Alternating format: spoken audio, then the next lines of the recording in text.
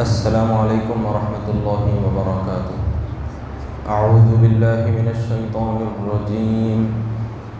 بسم اللہ الرحمن الرحیم۔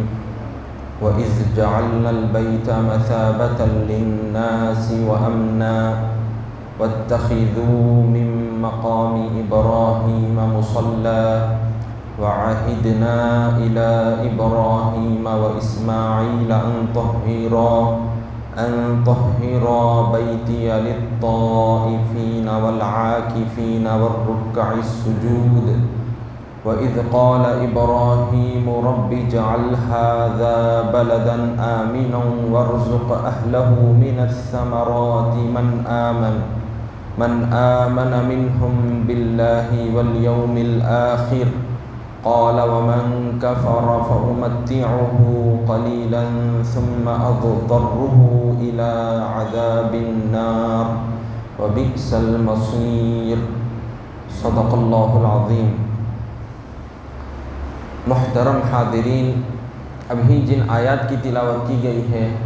یہ پہلے پارے سورہ بقرہ کے 15ویں رکوع کی آیتیں ہیں۔ اس سے پہلے جو مضمون گزرا ہے اس کے اندر اللہ سبحانہ و تعالیٰ نے یہود و نصارہ اور مشرکین عرب کے باطل عقائد کا، ان کے بے بنیاد عقیدوں کا رد کرتے ہوئے حضرت ابراہیم علیہ السلام کی جو مثال بیان فرمائی، آپ کے متعلق بتلایا کہ جو یہودی حضرت ابراہیم علیہ السلام کو بڑا مانتے ہیں، لیکن وہ خود یہودی سیدھے راستے پر نہیں، لیکن حضرت ابراہیم علیہ السلام کو دیکھیں کہ حضرت ابراہیم علیہ السلام کس طرح سے ہر حال میں اللہ کا حکم بجا لاتے ہیں، اللہ کے حکم کی خلاف ورزی نہیں کرتے۔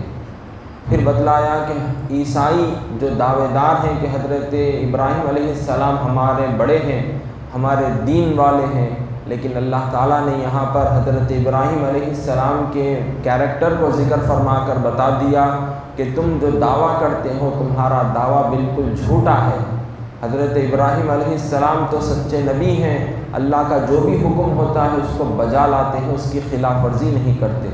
اسی طرح سے مشرکین عرب کو بھی بتلا دیا کہ ابراہیم علیہ السلام وہ شخصیت ہیں کہ اللہ تعالیٰ نے جب آپ کو امتحانات سے گزارا، آزمائشوں میں مبتلا کیا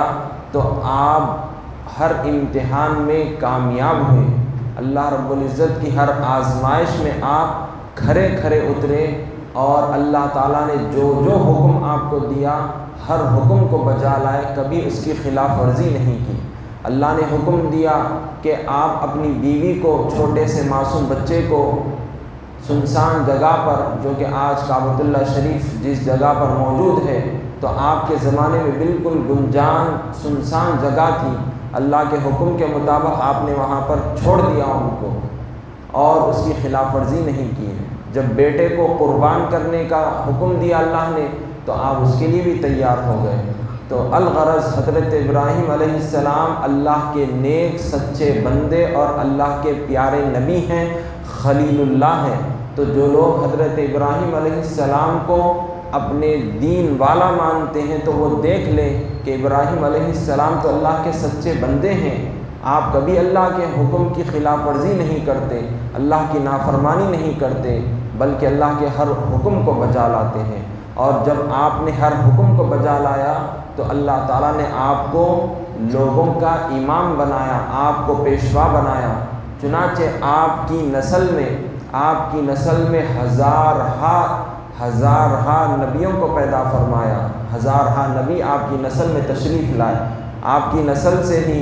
حضرت اسحاق علیہ السلام، پھر حضرت اسحاق علیہ السلام کی اولاد حضرت یعقوب علیہ السلام، اور ان کی نسل سے بنی اسرائیل آگے بڑھی۔ آپ کے جو 12 بیٹے تھے وہ آگے جو نسل بڑھی وہ بنی اسرائیل کہلائی۔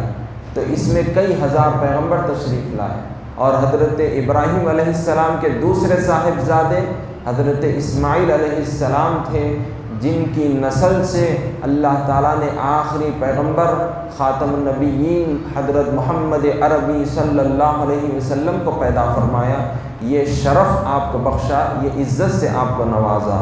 اب مزید آگے دیکھیے کہ کس طرح سے حضرت ابراہیم علیہ السلام نے اللہ کے حکم کو بجا لایا۔ کعبۃ اللہ شریف تعمیر کرنے کا حکم دیا گیا تھا آپ کو، کیونکہ نوح علیہ السلام کے زمانے میں جو طوفان آیا تھا تو پانی کی وجہ سے کعبۃ اللہ شریف بہہ گیا تھا۔ تو پھر حضرت ابراہیم علیہ السلام کا جب زمانہ آیا، اللہ تعالیٰ نے آپ کو وہاں پر اپنے اہل و عیال کو آباد کرنے کا حکم دیا، اور پھر آپ وہیں پر آباد ہو گئے۔ بعد میں آگے چل کر اللہ نے حکم دیا کہ کعبۃ اللہ کو پھر تعمیر کریں، تو آپ نے اللہ کے حکم کو بجا لایا اور اس طرح سے تعمیری جو کام کیا اور کیا کیا دعائیں کی کعبۃ اللہ شریف تعمیر کرنے کے بعد، تو اللہ تعالیٰ اس کو یہاں پر ذکر فرما رہا ہے۔ وَإِذْ جَعَلْنَا الْبَيْتَ مَثَابَةً لِلنَّاسِ وَأَمْنًا وَاتَّخِذُوا مِن مَّقَامِ إِبْرَاهِيمَ مُصَلًّى وَعَهِدْنَا إِلَىٰ إِبْرَاهِيمَ وَإِسْمَاعِيلَ أَن طَهِّرَا بَيْتِيَ لِلطَّائِفِينَ وَالْعَاكِفِينَ وَالرُّكَّعِ السُّجُودِ، یعنی اور وہ وقت یاد کرو جب کہ ہم نے اس گھر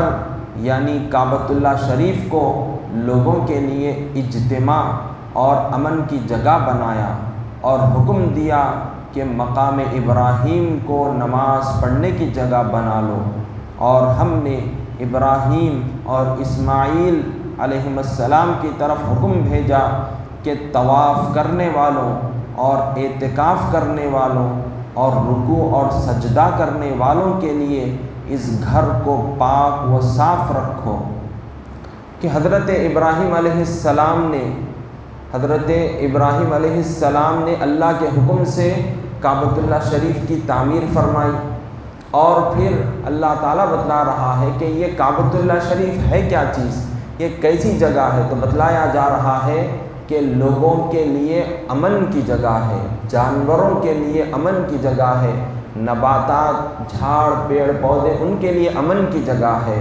اور اسی طرح سے لوگوں کے بار بار لوٹنے کی جگہ ہے، اجتماع کی جگہ ہے، لوگوں کا مرکز ہے، یہ مرکز بتلایا گیا ہے۔ تو اب دیکھیے کعبۃ اللہ شریف جب تعمیر کر دیا گیا تو اس زمانے سے لے کر آج تک اور قیامت تک لوگوں کا وہاں آنا جانا لگا رہے گا، اور مسلمانوں کا وہ قبلہ ہے، مسلمانوں کا وہ قبلہ ہے۔ تو کوئی مسلمان جب وہاں پر جاتا ہے تو پھر دوبارہ جانے کی ہمیشہ تمنا رکھتا ہے، پھر جب بھی موقع ملتا ہے اللہ کے گھر کی زیارت کے لیے نکل پڑتا ہے۔ تو گویا وہاں پر آنا جانا اللہ رب العزت نے ایسا مرکز بنا دیا کہ لوگ وہاں پر آتے جاتے رہتے ہیں اور اللہ کے گھر کی زیارت سے مشرف ہوتے ہیں۔ تو اللہ تعالیٰ نے لوگوں کے لیے اس کو مرکز بنا دیا ہے، اور پھر یہ کعبۃ اللہ شریف وہ مقام ہے، یہ وہ حرم ہے، یہ حدود حرم کو وہاں پر مقرر کر دیا گیا کہ اس کی باؤنڈری کے اندر شکار کرنا حرام ہے۔ اگر کوئی گھاس ہے یا پھر کوئی جھاڑ پیڑ پودا ہے وہاں پر لگا ہوا تو اس کو اکھاڑنا بھی منع کر دیا گیا ہے، اکھاڑ بھی نہیں سکتے۔ اگر گھاس بھی چھوٹی سی نکل آئی تو کسی کے لیے اجازت نہیں کہ اس کو اکھاڑ دیں۔ اسی طرح سے کسی کو قتل نہیں کیا جا سکتا، کسی کو وہاں پر حدود حرم میں سزا پنشمنٹ نہیں دی جا سکتی۔ تو یہ وہ مقام ہے جس کو امن والا بنایا گیا ہے، امن والا بتایا گیا ہے۔ تو لہٰذا اللہ رب العزت نے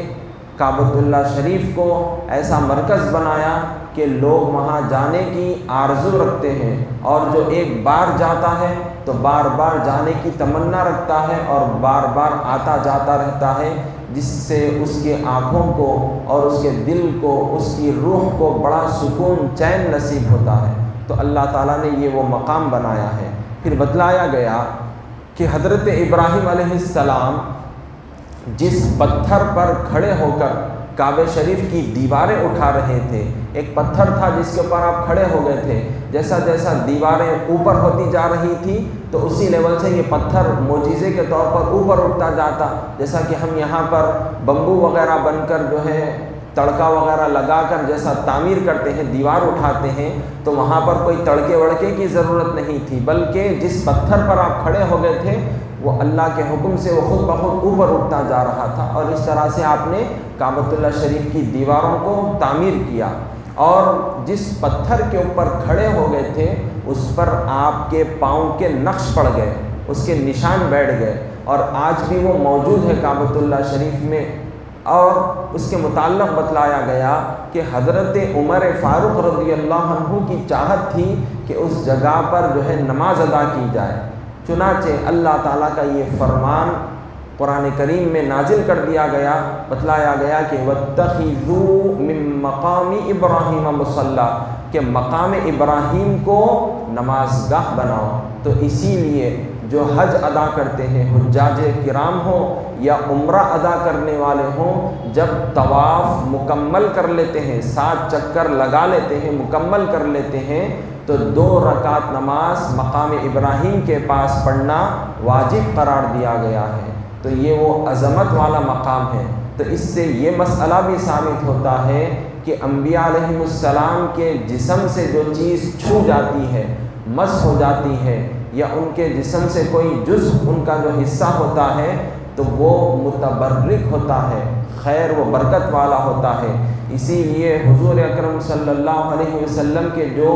آثار مبارکہ ہیں، جو نشانیاں موجود ہیں، چاہے وہ ناخن مبارک ہوں یا بال مبارک ہوں یا حضور کے قدم مبارک کے نشان ہوں، تو وہ باعث برکت ہیں، وہ متبرک چیزیں ہیں۔ اسی طرح سے مقام ابراہیم حضرت ابراہیم علیہ السلام کے قدموں کے نشان ہیں، جو کہ باعث برکت قرار دیے گئے ہیں۔ پھر مزید آگے دیکھیے کہ اللہ سبحانہ و تعالیٰ نے حضرت ابراہیم اور حضرت اسماعیل علیہ السلام سے یہ وعدہ بھی لیا کہ آپ دونوں کعبۃ اللہ شریف کو صاف ستھرا رکھنا، حرم شریف کو صاف ستھرا رکھنا، نہ وہاں پر کسی بت کو بیٹھنے دینا، نہ وہاں کسی کو لوگوں کو شرک و غیر اللہ کی عبادت کرنے دینا، بلکہ ہر طرح کے شرک، کفر، ان تمام تر چیزوں سے اس کو پاک رکھنا، اور ساتھ ہی ساتھ نماز پڑھنے والوں، اعتکاف بیٹھنے والوں، سجدہ کرنے والوں، عبادت کرنے والوں کے لیے اللہ کے گھر کو صاف ستھرا رکھنا۔ تو یہ انبیاء علیہ السلام سے اللہ نے وعدہ لیا، انبیاء علیہ السلام سے وعدہ لیا۔ تو اب یہی دلیل اللہ کے ہر گھر کے لیے ہے کہ زمین پر کہیں بھی اللہ کا گھر ہو، مسجد ہو، تو ہر مسجد کو صاف ستھرا رکھنا ہر مسلمان کی ذمہ داری ہے۔ اگر کوئی اللہ کے گھر کو معاذ اللہ ناپاک کرتا ہے، گندگی ڈالتا ہے، تو پھر اس کا ایمان غارت ہو جاتا ہے اور وہ اللہ کے غضب کو دعوت دیتا ہے۔ اور مسلمانوں کی یہ ذمہ داری ہے کہ اللہ کے گھروں کو صاف ستھرا رکھیں، یہ نہ سمجھیں کہ یہ چھوٹی سی مسجد ہے، ہم بڑی مسجد کو صاف رکھیں گے، چھوٹی مسجد کی طرف توجہ نہیں دیں گے۔ ایسی بات ہرگز نہیں، چاہے وہ بالکل چھوٹی سی مسجد ہو، ٹین چھت والی ہو، یا پھر جھوپڑی میں ہو، یا اچھی طرح سے عالی شان بڑی سے بڑی مسجد کیوں نہ ہو، جو بھی ہو اللہ کا گھر ہے۔ جب اس کو مسجد بنا دیا گیا تو ہر مسلمان جب بھی وہاں جائے بڑے ادب اور احترام کے ساتھ جائے اور اس کو صاف ستھرا رکھے۔ یہ مسلمانوں کی ذمہ داری ہے، جس کی اہمیت ہم کو اللہ کے اس فرمان سے معلوم ہوتی ہے کہ اللہ نے وعدہ لیا اپنے پیغمبروں سے، حضرت ابراہیم اور حضرت اسماعیل سے، کہ وہ اللہ کے گھر کو صاف ستھرا رکھیں۔ انشاءاللہ تعالی مزید جو آپ نے کعبہ شریف کی تعمیر کی اور کیا کیا دعائیں مانگی اور ہمارے لیے کیا نصیحت ہے، اس کو آئندہ ذکر کریں گے۔ وصلی اللہ تعالی وسلم علی خیر خلقہ سیدنا محمد وعلی آلہ وصحبہ اجمعین والحمد للہ رب العالمین۔